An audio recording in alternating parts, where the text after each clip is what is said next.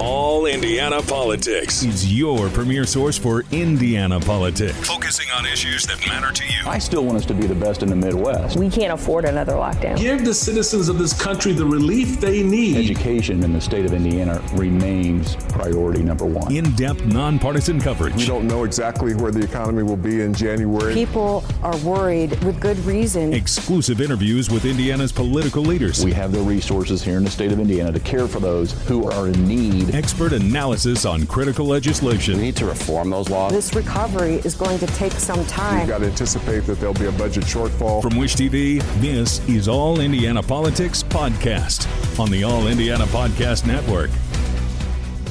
Good Sunday morning. Welcome to another edition of All Indiana Politics. I'm Phil Sanchez. Donald Trump and Kamala Harris aren't the only names on Hoosiers presidential ballots this fall.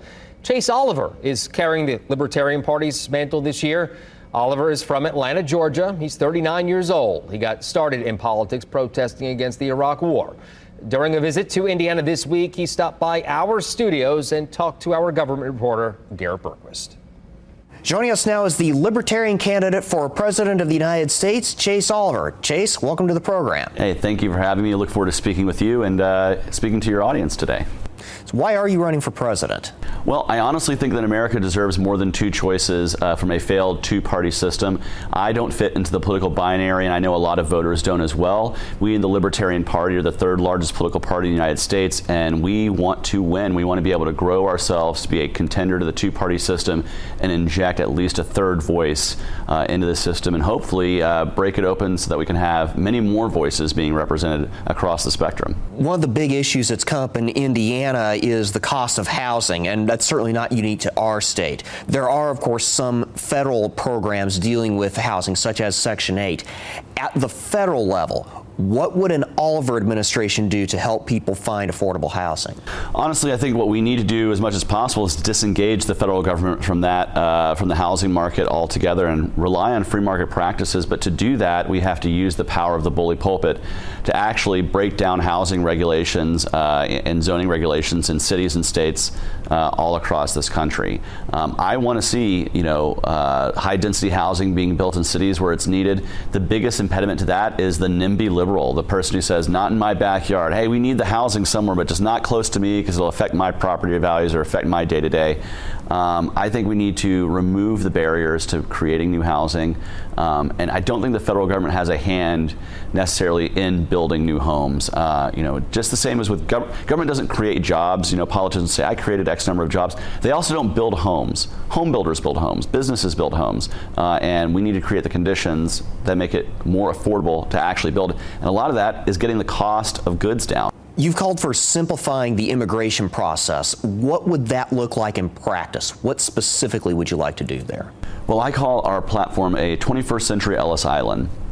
The reason being is that 40% of Americans can trace a relative that came to this country through Ellis Island in the 19th and 20th centuries during the last great migration wave. And during that time, folks came to our shores, they declared who they were, went through a health check, and if everything was good to go, they were allowed to come into this country.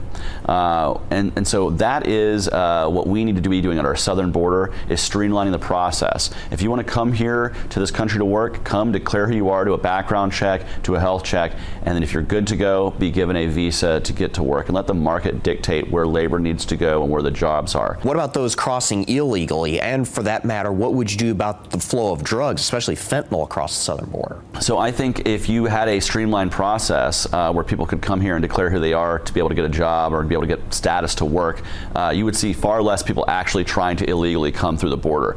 And we could actually laser focus our law enforcement on those who would still be trying to do that, because if they are, there's a good chance they're doing it for the purposes of, human trafficking, for the purposes of labor or sexual exploitation, or, as you said, bringing fentanyl across our border. Now, I'm a libertarian. I want to see the end of the drug war overall. I believe in decriminalizing all drugs. But I think what we're seeing at our southern border is a case of fraud, where fentanyl is being made to look like Xanax or other drugs, and people are taking these drugs thinking it's one thing and it's another, and that's what's causing the overdose. Let's talk about that a little bit more. And ending the war on drugs has long been a libertarian party goal. What are some other things that you would do to address the fentanyl crisis? Well, as I said, what we are seeing here is a case of fraud. Most people who are overdosing on fentanyl don't know they're taking fentanyl. And so if you had a decriminalized world where you could properly test your product, you would have higher, you would have higher quality, I would hate to say, higher quality drugs that are less likely to be cut with fentanyl. You would have more awareness for a user to know what they're taking, and you would create less stigma for those who are maybe wanting to suss out, what it is that they might be ingesting to their body. And so this is something that would save lives. I've seen it actually happen, harm reduction strategies where you pass out fentanyl testing strips, Narcan, and other things at the community level to help prevent the worst cases of overdose. But at the end of the day, if fentanyl was legal, I don't think you're going to use it. I don't think I'm going to use it. As long as we know what we're ingesting in our body, I think that's what we really need when it comes to drug use and drug awareness. You said that we should end restrictions on abortions before viability, and that's the exact wording on your website. Would you push for a federal law to that end? Yes, I believe that body autonomy and medical privacy should allow an individual to make that choice for themselves. And it should be determined by the most local government possible, which is your own self-governance. But we have to have the conditions to protect people's privacy rights and medical freedom to allow them to make that very difficult decision. And I'm not going to want to make that decision for anyone. I don't think any government bureaucrat should be making that decision up to the point of viability. And post-viability, in those very rare instances, it should be a doctor that determines whether the health or life of the mother is at risk, not a government board who has to investigate these things. I just think that that is the place for that kind of decision making, that there's no room for government in that very, very private choice that you should be allowed to have. And I just want to be clear here, so you would push for a federal law legalizing abortion and overriding state-level bans such as the one we have here in Indiana? Yes. If there was if the standard of Roe v. Wade and Casey were brought to a bill by Congress to my desk, I would sign it, because I do believe all people deserve that body autonomy. I do want to say this, though. There are things that we can do with the pro-life community to actually reduce the number of abortions in this country and partner with them in that.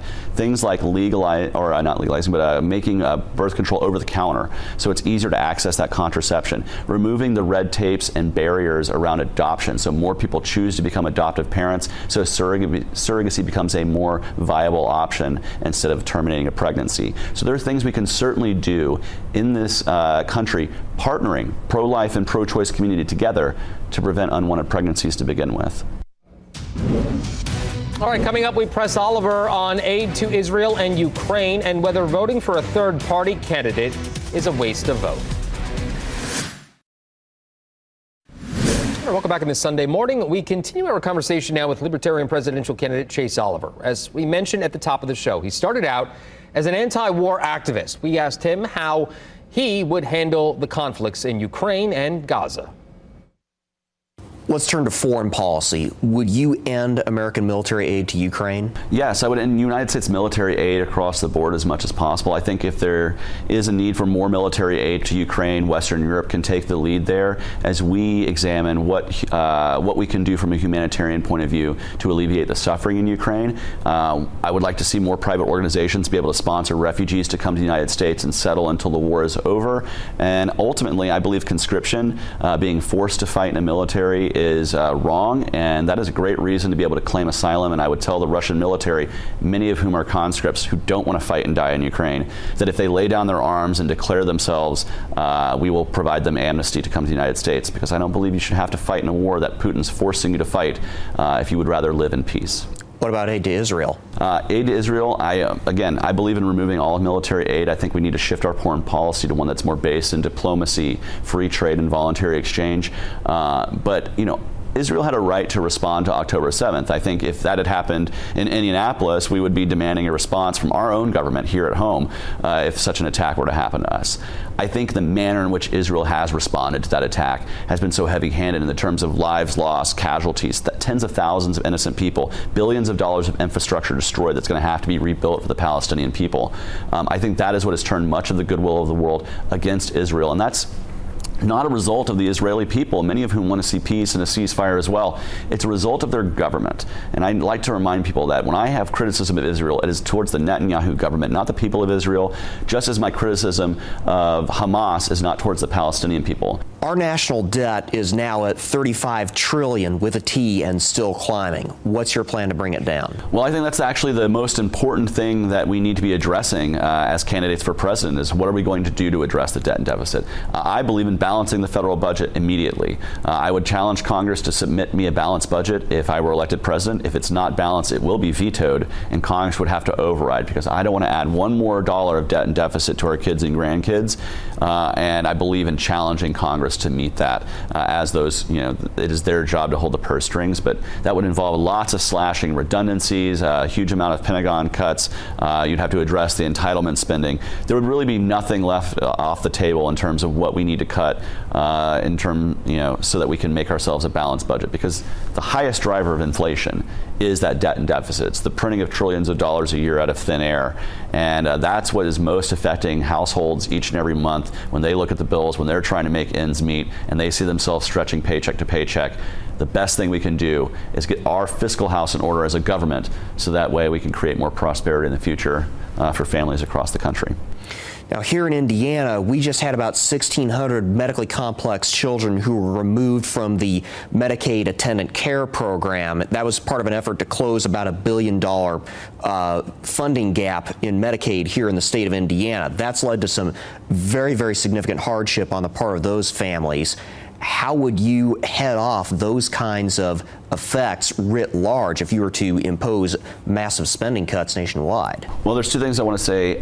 First, I think much of what the federal government does should be left to the states or local governments. Per the 9th and 10th Amendment, those are the, that's the constitutional role of much of what we would cut out of the federal government. That would be block granted back to the states to have to maintain and handle. But there will be pain. I don't want to be a liar. There will be pain as we transition ourselves to a more balanced budget and remove ourselves from the entitlement trap that we've been in since before I was born. There would have been less pain if we had done this 20 years ago, and there will be more pain if we do it 20 years from now. And as a millennial who sees the car going off the cliff, I'm trying to steer ourselves away, even if it causes some discomfort. And I recognize that no plan is perfect, but this is the best way to remove ourselves away from being dependent on the government and continuing to see rising costs because of that. And so, I recognize that there will be pain in this process.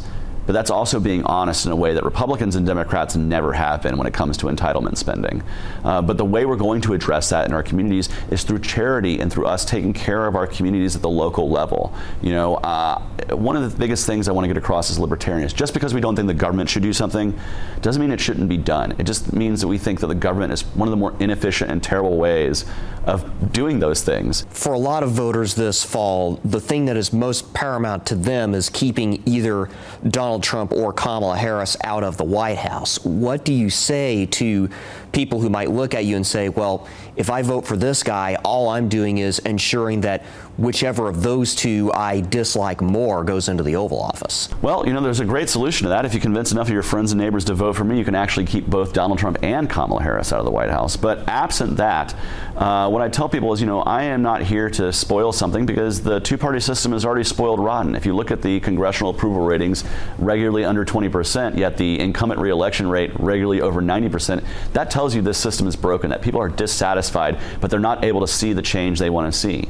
And so the only way to make that change happen is to help a third party grow, to help create more prominence for us, to help us win ballot access or major party status across this country, and to help create something that will challenge this two-party system and tear it down piece by piece. The only way to do that is to vote differently. And when you do that, another thing happens.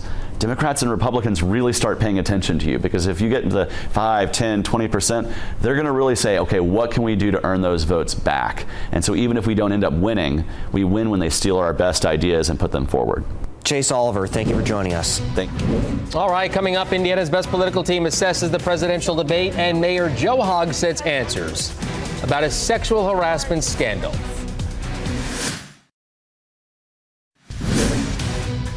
Welcome back to All Indiana Politics as we welcome in two members of Indiana's best political team, Democrat Dana Black and Republican Mario Maslamani. Good to see you both. Let's begin with the debate between former President Donald Trump and Vice President Kamala Harris. Mario, we'll start with you. Trump Well, I don't think it was Trump's best night. You know, I think that he could have done better. And to be honest with you, I think that Kamala Harris performed well in comparison. So, you know, but is this debate going to make any difference? I don't think so. At the end of the day, as I've said from day one, this is going to come down to about 6 or 7 states. And really, a few thousand people within those 6 or 7 states are going to decide who's going to be the next president. And I don't think any of those people were really watching the debate. Do I think that the debate could have been better for Donald Trump? Yes. Do I think that he got out the points that he needed to get out as it pertains to illegal immigration, how bad the economy is? Yes. Could he have done better and been a little bit more articulate in those answers? Yes. I don't think the moderators did him any favors, and I think the moderators really didn't hold Kamala Harris to task either in the fact that, you know, she was kind of a little bit all over the place. She was warm and fuzzy. If anything, as even my sons who were watching the debate with me said, she sounded like, or tried to sound like, Obama. And it sounds like she is trying to be the next version of the second coming of Obama in some of the things that she was talking about in her debate. Nothing really specifics regarding policy. It was kind of just a little hope and change sort of stuff. And it's hard to have hope and change when you're the one that's been the vice president for the last 4 years. Okay, I'll bring Dana in now. Dana, you were with me on that night. It's been said in recent years that debates don't really matter. Given what we've seen in that Trump-Harris and also the Trump-Biden debates, do they still matter? I think they do matter. I mean, will it have an impact on the outcome of the race? Maybe, maybe not. But it may actually solidify who is actually prepared to be president, even the one that had been president before. I think Kamala Harris mopped the floor with Donald Trump. She was able to bait him into going off on the crowd sizes and dog eating and all of the nonsense that doesn't matter.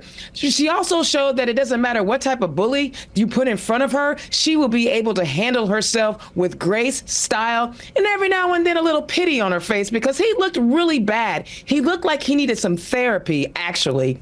Honestly, you have one person who is ready to lead us into the future, and you have another person that all he did was complain and continues to complain and live in the past. He had zero vision for the future of America and how he plans to help American citizens moving forward. She had plans. She articulated those plans. And then, again, she was able to make him look really stupid, spun him around so much that he had to go into the spin room and spin himself. To that point, Mario, you know, a lot has been said about a possible second debate between those two. I saw Kamala Harris say that she would welcome a second debate. Does Trump get back up on that stage with her? I don't think it's necessary. It's not like she talked about a plan. I love Dana, okay? But what plan in the hour and 30 minutes did she hear from Kamala Harris? It was like, everyone deserves a house. We want to make sure that our kids are taken care of. Well, you've been in office for 4 years as the vice president, and our economy is doing terribly. No one feels better now than they did 4 years ago under Donald Trump. So, and she's like, hey, I'm not Joe Biden. Well, you're under the Joe Biden administration. You've been his vice president for the last 4 years. And we have dealt with high inflation, people not being able to afford their gas or their utilities. People aren't able to afford the groceries to put food on their table. This is Kamala Harris, Joe Biden administration for the last 4 years. Anyone listening and watching today, ask yourself, do you feel better today? Dana, I want to let you respond quickly, but I have to move on to Mayor Joe Hogsett. So quick response. First of all, the vice president does not write policy. The president does. And I know everybody keeps saying that she's been in office. She was administering the Biden program, and she differentiated herself through policy from Joe Biden. Also, she did articulate a plan. She talked about a child credit. She talked about giving $25,000 to new home buyers. So even though y'all don't want to say that those are plans, of course, y'all keep waiting on a concept. Quickly, I have a minute left, so I got to get Mayor Hogsett in here. Your take from each of you on what happened this week. He answered some questions in regards to the scandal going on in his office. Dana, you first, 30 seconds. Absolutely. So when you love somebody, you have to make sure you tell the truth. And I have a love for Mayor Joe Hogsett. He did not do well for himself in that press conference. Where he really messed up, yes, he turned everything over to his HR and the legal team, as we discussed previously. But when he brought him back onto the campaign, that was problematic. Yeah. I really wish he hadn't done that. I'm still not asking for him to resign, but as someone who cares about Joe Hogsett and that administration, I wish he had done a whole lot better. I want to get you in here quickly, 20 seconds. Listen, Democrats talk about protecting women's rights in the state of Indiana. Under the largest Democrat administration in the state of Indiana, they failed that. And they didn't fail that once. They failed that numerous times over years. More than 25 staffers have said that this is a toxic environment. That's under Democrat leadership. They are not protecting women's rights. Guys, unfortunately, we had a lot to talk about. Unfortunately, we're out of time. Good to see you both. Thank you so much. We will be right back. Thank you for joining us for All Indiana Politics. We'll be back here next Sunday morning at 9:30. And remember, tune in on October 3rd for our live debate in the race for governor.